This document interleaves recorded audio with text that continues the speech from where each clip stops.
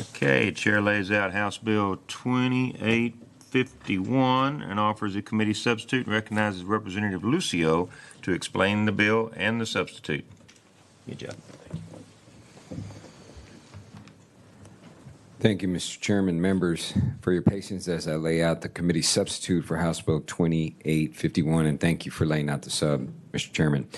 As Texas faces rapid growth, there is a continued need to assess the availability of Texas natural resources and to establish more sustainable models regarding their use and allocation.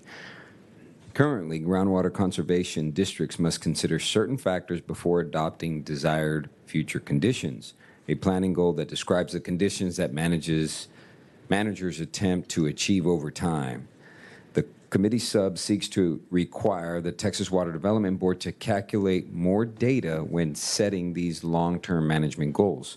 This bill will necessitate the calculation of modeled sustained groundwater pumping for aquifers in Texas, which is defined as the maximum amount of groundwater that the executive administrator determines may be produced annually in perpetuity specifically for an aquifer.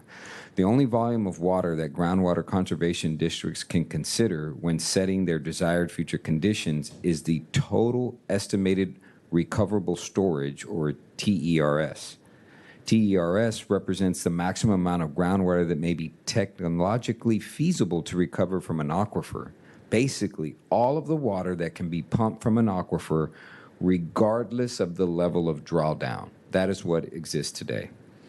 What this substitute will do would provide groundwater conservation districts with another data point: the volume of groundwater that can be pumped forever and still maintain aquifer levels. It will help groundwater conservation districts get a more comprehensive a picture of the impacts of their management goals of the aquifer. This bill exempts the Ogallala aquifer as its recharge rate is significantly low. The committee substitute exempts the Dokum, I think I'm saying that correctly, aquifer as well, since these systems do not recharge, and changes the term modeled sustainable pumping to modeled sustained pumping, as this more accurately describes the data represented. GCDs are required to use the best available science in their role in managing aquifers, and the sub will ensure that all necessary data is incorporated in management decisions. This bill has no fiscal note.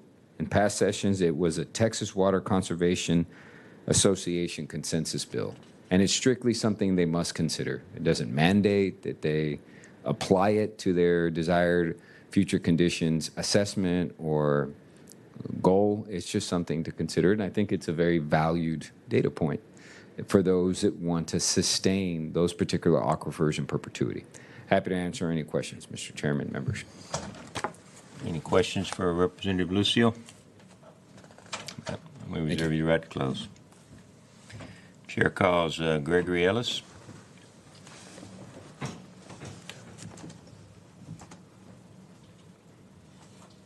Good afternoon again. I'm Greg Ellis. I'm here on behalf of my clients, the groundwater conservation districts around the state. I'm here in favor of the bill.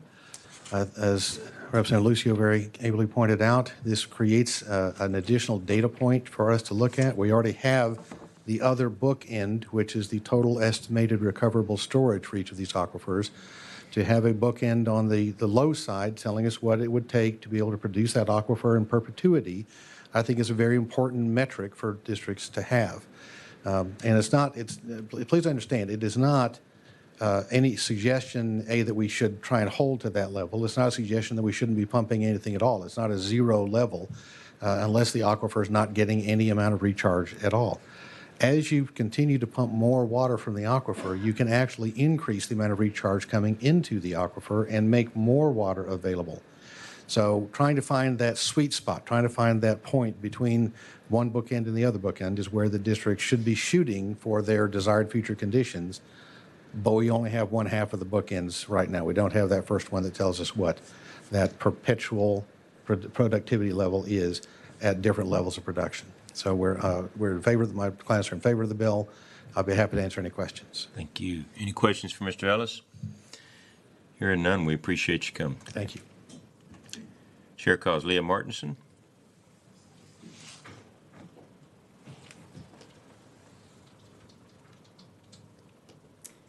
Good afternoon, Chairman King, members of the committee. My name is Leah Martinson. I'm the Executive Director at the Texas Alliance of Groundwater Districts, and I'm here today testifying in support of the committee substitute for 2851. I won't repeat what our organization does. I'll just thank Representative Lucio for authoring this bill. He did an excellent job of explaining it, as did Greg already. I just want to emphasize that the calculation and availability of this number will just continue to improve and expand on information and science that's available to districts and GMAs when they're making important planning choices and setting their desired future conditions. It provides that nice balance to the TERS number, the total estimated recoverable storage, and adds a factor to consider. It doesn't, as everyone said, dictate anything. And then finally, I'll just note that the exception language in subsection D5 of the bill and further clarified in the committee substitute is relevant to our support in that the districts in that region did feel that this type of number was less useful to them, and therefore having that in there was something that that was considered in our vote. So with that, I'll be happy to answer any questions. Thank you. Any questions for Ms. Martinson? We appreciate you coming today. Chair calls Wade Oliver. Please come forward and state your name and who you represent and your position on this legislation.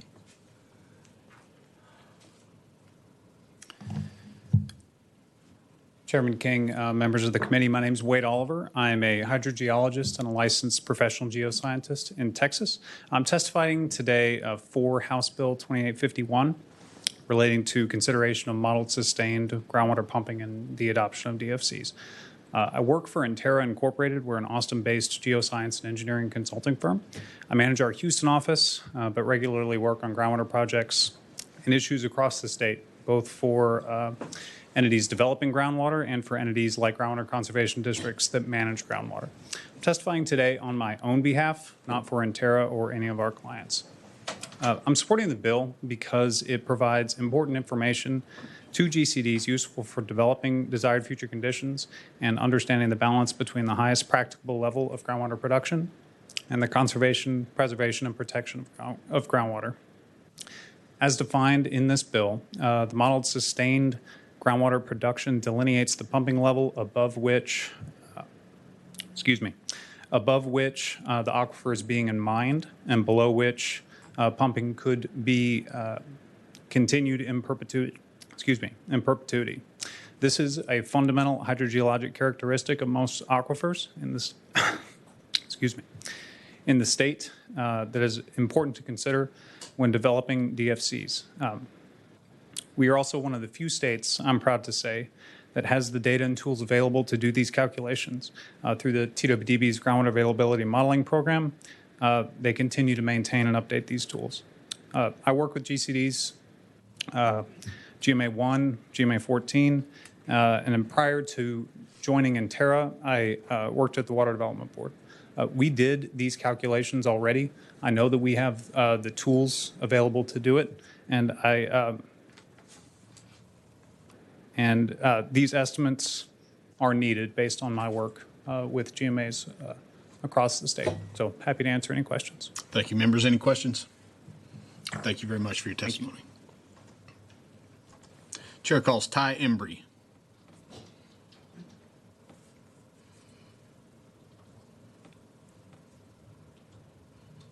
Mr. Embry, please state your name, who you represent, and your position on the bill. Ty Embry, I'm here on behalf of multiple groundwater districts and for the committee substitute. And just wanted to say thank you to Representative Lucio for bringing this bill, filing this bill. It's hard to believe we're in year 16 of the GMA process. It's an organic process. It's evolving, and this is a helpful data point, as people have stated, that will be very helpful in the GMA deliberation. So the rest of the other testimony that's been provided has been very comprehensive, so I won't add anything more, but just wanted to express our appreciation to Representative Lucio. Thank you. Any questions for Mr. Embry? We appreciate you being here. Thank you. Chair calls Carlos Rivenstein.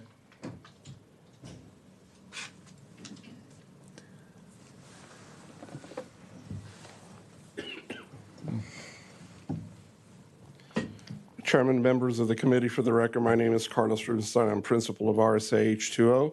I also assist Belding Farms and Cockrell Investor Partners, as well as EDF, on sustainable water management concerns. I am submitting comments for House Bill 2851 by Representative Lucio. I think we can safely say that Texans have most recently, due to the polar vortex impacts of February and the drought of 2011, recognized the fragility, limited capacity, and availability of our water supply. But outside these weather extremes, many do not often concern themselves as much as they should in our day-to-day activities as to the sustainability of our existing sources of water. As the Texas Water Development Board clearly states in the current and previous state water plans, our existing sources of water are in fact declining. This fact, coupled with increased growth in water demands as well as the ever-present threat of drought, put at greater risk our ability to meet future water needs. Texas prides itself on its water planning and favorable financing efforts for much-needed water projects. To be sure, our planning efforts are commendable and so recognized throughout the country. Yet, even today, we continue to plan for declining groundwater levels. Many of our desired future conditions, if not all of them, plan for a drawdown in aquifer elevation over the next few decades. This drawdown threatens today and will continue to threaten in the future many existing uses of water. During this legislative session, this committee has heard about the need for better science and additional tools to better inform water policy decisions. House Bill 2851 greatly advances those efforts. House Bill 2851 requires the Water Development Board to calculate and provide to the groundwater conservation districts model sustained groundwater pumping volumes that would allow for sustainable groundwater production in perpetuity. GCDs would be required to consider these much-needed modeling results in future DFC development efforts.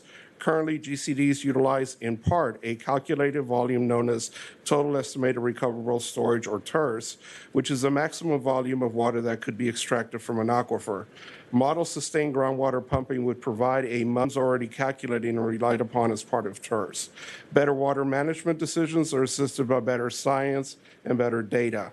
House Bill 2851 provides for that, and for those reasons, I'm proud to submit my comments for House Bill 2851 and be happy to answer any questions you may have. Thank you, Ms. Rivenstein. Any questions? We appreciate you being here today. You bet. Chair calls Judith McGarry.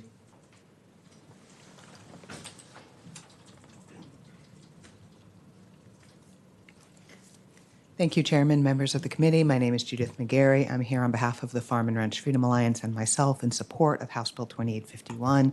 Representative Lucio, thank you so much for bringing this bill. There have been excellent comments, so I will keep it very short. I just want to bring the perspective of our farmers and ranchers. Namely, they're concerned about what's going to happen when they pass the land on to their kids, their grandkids, their great-grandkids. We're in it for the long haul. And right now, when they try to have discussions with the GCDs about where the DFCs should be set, or they hear some number that is being proposed, they don't even really have a data point to tell them, oh, this is how it compares to what it would take for this aquifer to be able to be continued pumped in perpetuity. We need that data. How can our farmers and ranchers give appropriate input to the GCDs as landowners if they don't have an understanding of what it would take for this aquifer to be a source of water for the community in perpetuity? So it's a wonderful bill, and we're very grateful for it. If there are any questions, I'm happy to answer them. Are there any questions for Ms. McGarry? Representative Price? Thank you, Mr. Chairman. I guess I couldn't tell if my mic was on. Can you hear me okay? Great. And I agree, and the testimony's been really good. I think used as a data point can be very instructive. Has your organization, has there been any concern from landowners about whether or not if production was limited to recharge only, if it were, and I'm not saying this bill requires that, but if the data point then allowed the GCD to consider limiting production to recharge only, what impact does that have on water that is in storage underground, for instance? Could that be condemned? Would it be a takings implication? I mean, what's your opinion about that, or have you heard any concern about that?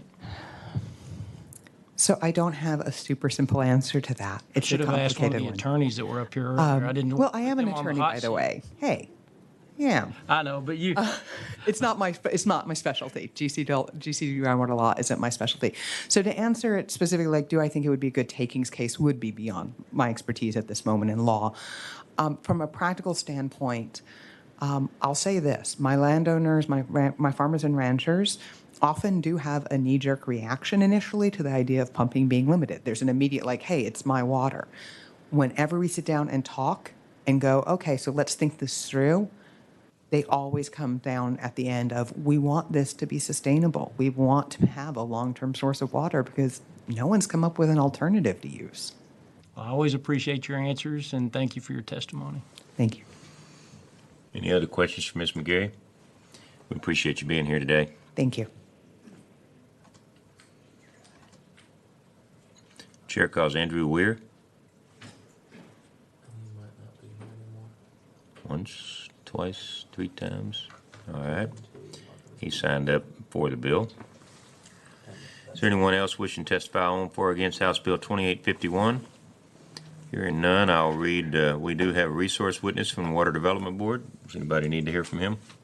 Nope. So we had Shauna Sledge, attorney for Opportunity Groundwater Conservation District, for the bill. We had Mr. Bill Kelly, Director of Government Relations, Mayor's Office, for the bill. Ken Kramer, Sierra Club, for the bill. Vanessa Puig Williams, Environmental Defense Fund, for the bill. Jimmy Gaines, Texas Landowners Council, for the bill. Al Zito, on behalf of himself, for the bill. Calvin Tillman, on behalf of himself, for the bill. John Shepard, Texas Foundation for Conservation, for the bill. And Julie Louie, Executive Director of Devils River Conservancy, for the bill. Chair recognizes Representative Lucio to close. So the thing I thought of is Representative Harris's expression. He's like, Lucio, usually everybody's against your bill. You finally got one right. Hey, man, even a broken clock's right twice a day. So it's nice to have support like this. It doesn't always go this well. But with that, Mr. Chairman, I answer any questions and look forward to y'all's favorable consideration. Anybody have any questions? All right. If not, well then, and there are no objections, we appreciate you coming today. If there are no objections, the chair withdraws the committee substitute. Hearing none, this committee substitute is withdrawn. And if there's no objection, the bill will be left pending at this time. Hearing no objection.